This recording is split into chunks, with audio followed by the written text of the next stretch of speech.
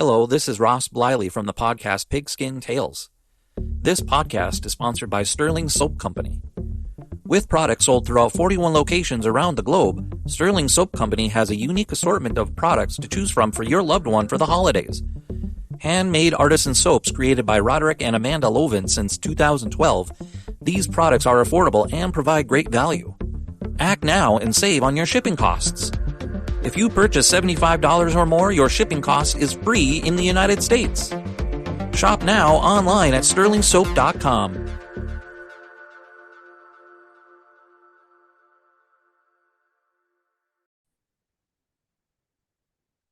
Well, I'd like to welcome everybody back to the Footballs Family Podcast. And this time of year is one of my favorites. I have traditions go around. I've talked about this before.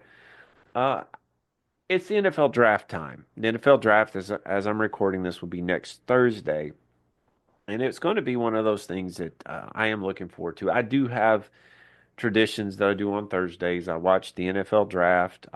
This year I'm going to add pancakes to it. If you know the movie Draft Day, you know what I'm talking about. I'm going to watch the NFL draft. Going to eat pancakes. Uh, going to watch Draft Day.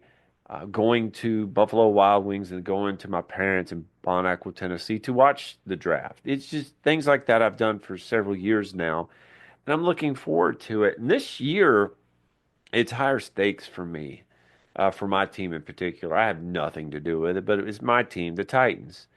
We have the first overall pick because we had such a great year. And I'm being sarcastic about that if you can't tell.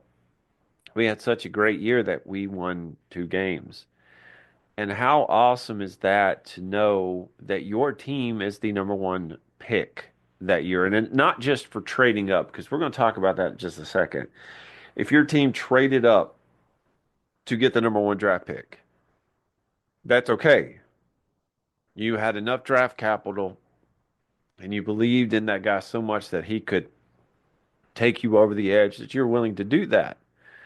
The Titans were in that situation, and the teams I'm going to talk about here in a minute were not necessarily in that situation either. Because the draft and the free agency are the only really two ways to grow your team. You have to get the guys in there that you think are going to win, even a short-term or long-term fix.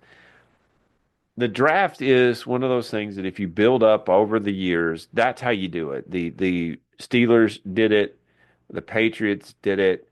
If you build up through the draft, I'd say you have several more years longer than if you did over free agency. With free agency, you're looking at a guy who wants a second or third contract, and he has already proven something, obviously, if you're going to give him any type of money. But they may not have the same kind of draw unless they're trying to win a Super Bowl. They may not have the same type of effort exuded. When it comes to the draft, you have people, especially in the second, third, fourth, fifth rounds in that area, who are going to try harder, going to do more to get in to the NFL, stay in the NFL to get that second contract. But whatever the case is, to me, the draft time is one of the more explosive and fun and great times. You have the combines, you have visits, you have pro days there at the schools. You have people going to these schools to talk about a certain play or a certain situation or a certain position. And if you have NFL executives going to your school to see you, that kind of tells you something, especially if the NFL invites you to come to the draft. Now, I'd say this: we know from certain situations with Aaron Rodgers and with Brady Quinn that it takes a while, and sometimes it goes even to the second day, and we've seen that happen before. And the one thing I appreciate now about ESPN or NFL Network is that they do not focus on people like putting cameras in the faces of people who have fallen from the first round to the second round. Will Levis had that happen to him, where he went from the first round to the second round and he was invited to the draft. Well, he went home and was drafted the next day. It happens. But with the Brady Quinn, with the Aaron Rodgers things, you see the camera just focused right on them the entire time, and it is embarrassing. But I was thinking today, and I wanna share this, and I want to see what you think about this. I was thinking, since 2010, the 2010 draft, obviously there has been several draft picks, first overall draft picks. How many of them, quarterback wise, were picked first overall, and where did their team come from after that? Before that, where did their team come to get the first overall pick and they pick a quarterback? And I thought this was actually pretty cool that obviously, there are several quarterbacks picked first overall since 2010. Now, I'm not going to go into their career because to me, some of the careers are still being done, and you would know these people when I tell you that. I'm not talking so much about their career, although I did look, and the next season, several of them made improvements because they had to make improvements. They had to be improvements from what they were before. But they made improvements and they got better and better and better. Several of them did. Some of them didn't. But even some of them are still playing right now, which is impressive because some of them are a little bit older in the draft picks. Their draft pick was further back. So for just a minute, I want to run through a few of them. Actually, I want to run through all of them, but just focusing on the quarterback. 2010, the Rams picked Sam Bradford. 2009, they were 1 and 15, so they immediately had the number one draft pick. Now, Sam Bradford signed a massive contract for being the first overall draft pick. He guaranteed money big time at that time. That kind of led into the rookie wage scale because what was happening is that you could not find many of the veterans had enough of this. There's no reason for you to pay. Matt Stafford was a year before that. There's no reason for you to pay a rookie who has not been proven at all that high of guaranteed money. Sam Bradford, Matt Stafford really brought in the rookie wage scale with the next CBA, and that's actually kind of interesting to see that. In 2011, Cam Newton was drafted. Go back to 2010, Carolina was 2 and 14. Within just a few years, Cam had them in the Super Bowl, so that tells you what he was at the time, and then it just kind of went down from there. But then, would you take a trip to the Super Bowl in a short period of time, within just a few years, to draft a guy first overall? And I think that most of us would say yes. 2012, Andrew Luck was picked. 2011, the Colts were 2 and 14. You remember the statement, suck for luck? Carolina or the Colts nearly lost out on Andrew Luck. Now we know Andrew Luck retired early, but from the time that he was drafted and when he was healthy, Andrew Luck was an elite quarterback. Never Peyton Manning level, but Peyton Manning is Peyton Manning, and Andrew Luck will never be Peyton Manning because no one else will. Nothing bad against Luck. We just know exactly who he is and who Peyton Manning is. 2013, Eric Fisher. We're not going to talk about offensive tackle. Him and Luke Jokel went 1 and 2. The reason why I find this interesting is because that draft was not that good, and it is one of those things that if you read anybody who does, it talks about 2013 draft. It wasn't all that good. Now Kansas City picked him, and he did play for several years. He won a Super Bowl or two, but he if you pick an offensive tackle first overall, that tells you either your need in quarterback isn't there. No one would trade up for him because of either the guaranteed money at that time or the fact there was no reason to trade up. Or number three, you looked at everybody below him and there was not anybody that you would want. Shout out to the Chippewas, but was Eric Fisher worth the number one draft pick? The next year, Jadeveon Clowney from South Carolina made it. Now, I want to point out something about him. We all know who he was from that one hit in the, I believe it was a Citrus Bowl, where he knocked a guy's helmet off, and we had to check in that helmet to see if his head is in there. Jadeveon Clowney was a talent. He was a talent, and I know that the GM for the Houston Texans got a lot of grief for that. I think he did a good job.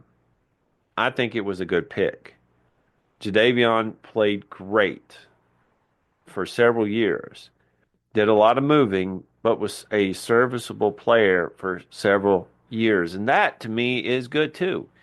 If a guy plays for more than 10 years, maybe not with you, 10, he was a good player. Jadeveon Clowney. Now go on to 2014.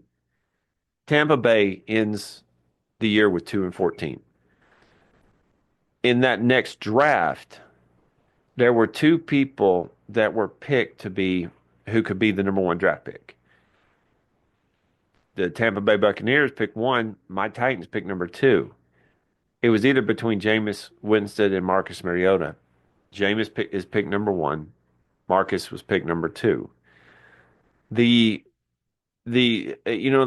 it's out on who had a better career. To me, Jameis Winston had a better passing career, but was very reckless on his passing. Marcus Mariota was very consistent, but doesn't start now. He has moved around from team to team. I don't know.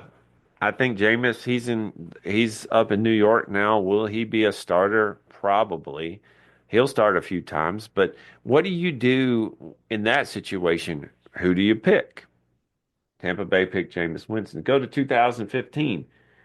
The Rams were 7-14, but moved up with the Titans to get Jared Goff. Now, I'll tell you, Jared Goff did okay. Took him to a Super Bowl. Didn't do great in the Super Bowl. I believe that Jeff Fisher drafted him, but we know that Sean McVay used him to get to a Super Bowl. Now he's up in Detroit, revitalizing his career. And could they be on the cusp of making it further than just the second round, which they did last year, and the Commanders destroyed them? I don't know. I think Jared Goff's a good quarterback. Was he the number one draft pick? Was he worth that? I would say so. If you can again make it to the Super Bowl and do a great job in Detroit, it's a pretty good player. Go down to 2017. In 2017 draft, Myles Garrett was picked by the Cleveland Browns. No doubt that this was a perfect pick. Garrett is a monster. He is a monster. He is probably one of the best defensive players that I've ever seen. And I've seen Lawrence Taylor play. I watch Reggie White play. I even saw Mike Singletary play. You look at these guys and you think, well, how in the world can Myles Garrett be that good? Uh, you think he is just that good, and he got paid for it this year. Myles Garrett was worth it, but the next year, the Browns in 2017, the Browns go 0-16. So again, they get the number one draft pick, which you don't want to draft number one 2 years in a row, but they did. They got a guy named Baker Mayfield. Baker struggled and then did well. Struggled and then did well. Got run out of town, went to Tampa Bay, did well. So far, to me, with somebody like Baker Mayfield, he is very much hot or cold, but when he is on, he is on. And I remember watching that particular draft and hearing them talk about him and said, he's going to be it. He's going to be it. And they were talking about his size. I don't really care about the physical attributes of a quarterback because you see, that's not the primary thing for me. You see Tom Brady and what he looked like when he got drafted and what he became.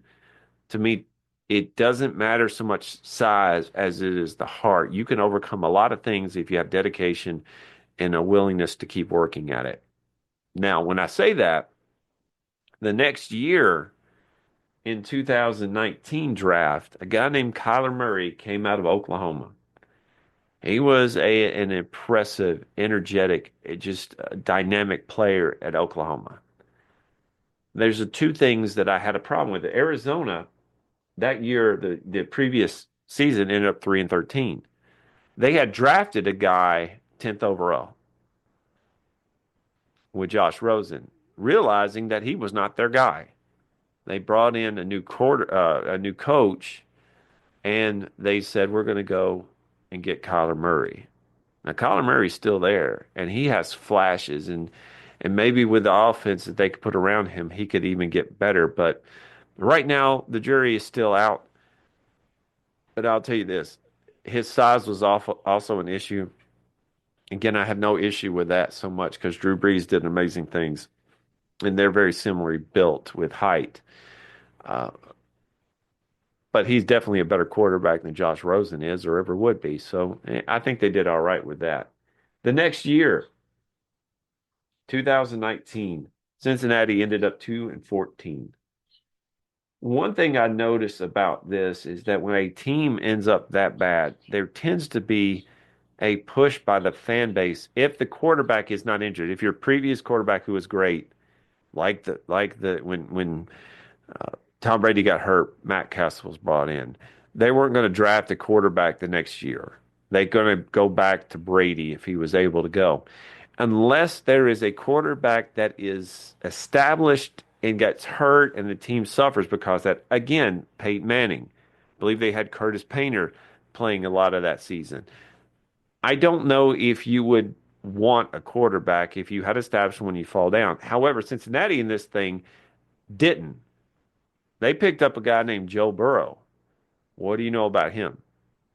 What do you know about him? The one thing I can't stand about the guy is he took out my Titans, even though he got sacked 6 or 7 times in that playoff game with the Titans were the number one overall seed. Joe Burrow's a winner. He took the Bengals to the Super Bowl.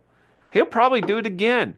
And I believe that the Chiefs are the only team that the Chiefs fear in the NFL right now overall is the Bengals because of him. Joe Burrow, a beast. Cincinnati, pay the man even more if you have to. Protect him. Do something. You have to keep this guy upright because he will win you games and maybe even a Super Bowl. The next year, in 2020, Jacksonville ends up 1-15 and they pick Trevor Lawrence. How would you rate him right now? He had good seasons. He's had bad seasons. He had bad coaches. I think that that guy's future has been stunted, excuse me, as a result of the bad coaches. Now, Trevor Lawrence to me is a generational quarterback, but even generational quarterbacks, when put in bad situations, will never become who they are because of that. So, how do you feel about him? Jacksonville fans, are you willing to move on from a guy like Trevor Lawrence? Are you willing to move on from that? They became competitive and then didn't. Do you blame that on Trevor Lawrence or do you blame that on a lot of things? I think the blame can be spread out. But again, the next year, Jacksonville gets the number one overall pick Trevon Walker, excuse me. I remember this pick. I thought, oh, why would you do that? I'm wrong. He's good. Trevon Walker's good. I take that back. I take that back. But the next 2 years, and this is where we're going to finish with this, the next 2 years came about in weird ways. Carolina ends up not the number one overall pick. The Bears had that. Carolina jumps up and they gave up a lot for him to get Bryce Young from Alabama. When you give up a lot of picks to move up, Jared Goff in particular, when you end up giving up a lot of picks to move up, I mean, you did it with Daniel. You see that with somebody like Daniel Jones in that sense, or you move up to get a guy that you could have gotten at a certain pick. You move up to make sure you get him. You have to deal with the consequences, aren't? And sometimes the consequences will never be seen in the situation under that GM. That GM might be fired before you actually see the results of it. And when you see the results of it, you may say, well, that GM was right or that GM was wrong. In Carolina's case, you put your hope in Bryce Young. That rookie year, he was awful. Last year, he was okay. But you may not see the results of the GM's decision while the GM is there. Now, if you're the GM, would you stake your reputation and those draft picks on getting a guy like Bryce Young? Personally, I like the guy, but we will see. But the next year, Carolina ends up the worst team in the NFL, getting the number one draft pick. But they traded that number one draft pick because they didn't know they were going to be number one, but they traded that first round draft pick to the Bears in order to move up to get Bryce Young. And we know what happened. They got Caleb Williams, and Again, that was last year. The jury is still out on him, obviously. So you see that that out of these last few years of draft picks, the worst teams tend to take quarterbacks and they hook up their future upon those quarterbacks, and several of them did all right or doing all right. But there have been a few that just didn't. And you can go back as far as you want to and see that that's the case, that they're not always going to pan out. But the most important position in NFL is the quarterback. If your quarterback is doing awful, your team will do awful. Last year, Will Levis made a bunch of mistakes. The Titans paid for that. If he hadn't turned the ball over as many times, the Titans probably wouldn't be the number one draft pick, and Will Levis wouldn't be concerned about his job. Now, what's going to happen this year? Don't know. I would like to see the Titans move down. I would like to see them get Travis Hunter and just be happy with it and pick up in the lower, pick up Jackson Dart. I would love to see that. But we're going to see, it's probably going to be Cam Ward out of Miami. We're going to see that as a possibility. How he would do, I don't know. I would love to see Cam Ward win Rookie of the Year. Vince Young did. I would love to see him as a Titan. I would love to see that. Will it happen? Don't know. Don't know. Vince Young is another one of the quarterbacks the Titans got that was pretty high up. He did okay his rookie year, and then it just kind of went down after that. How do you rate your team? If I mentioned your team on this list, how would you rate their number one draft pick? How would you do that? Or if your team is in the high, we're going to talk about this in the next couple of days, the next episode of Football's Family Podcast, where we're going to do a draft order, and we're going to do a mock draft with my friend Travis Creasy. Where do you think your team will pick? What do you think your team will pick? Who is that main guy for you? Do you want to trade up? Do you want to trade down? Is Cam Ward that important to you that you will reach out to the Titans brass and say, we're willing to give up XYZ for him? Because obviously, I think Cam Ward is the number one draft pick this year. What do you think? If you want to be on the Football's Family Podcast, just message me at Jeremy_McFarland on Twitter. You can reach me on the Football's Family Facebook page. And as always, thank you for listening to the Football's Family. Hey there, sports history fan. This is Arnie Chapman, a.k.a. the Football History Dude. And I hope that you enjoyed this recent episode presented by the Sports History Network and were able to learn some good old-fashioned sports history knowledge nuggets. I started the Sports History Network back in 2020 with the mission to help podcasters find a community of like-minded sports history nerds, as well as helping aspiring podcasters to start their own shows. We have a little bit over 30 shows on the network right now covering all sorts of sports history, but as far as I'm concerned, we're just at the toothpick in the ocean moment, that can't even figure it out because there's so much more coming. We wanted to create the ultimate headquarters for sports yesteryear, starting with Podcast Network and our website, but we're going to continue to move into other mediums as well. And here's the cool part, because we want you to be part of our team. So if you're interested in starting your own podcast, or maybe being a guest on one of our shows, or who knows, maybe even writing an article for us over on the website. Seriously, all you gotta do is reach out to us on the contact page over at sportshistorynetwork.com. You can be as technologically savvy as a Neanderthal tapping on a stone trying to figure out this whole hieroglyphics thing back in the day. Again, it doesn't matter, because even if you don't understand the whole podcast space, we have a production team that can pretty much help you out with doing everything. All you gotta do, head over to sportshistorynetwork.com, head to the contact page, fill it out. That message goes right to me, and I'll reach out to you as soon as I can. But for now, dude, I'm through if you're through.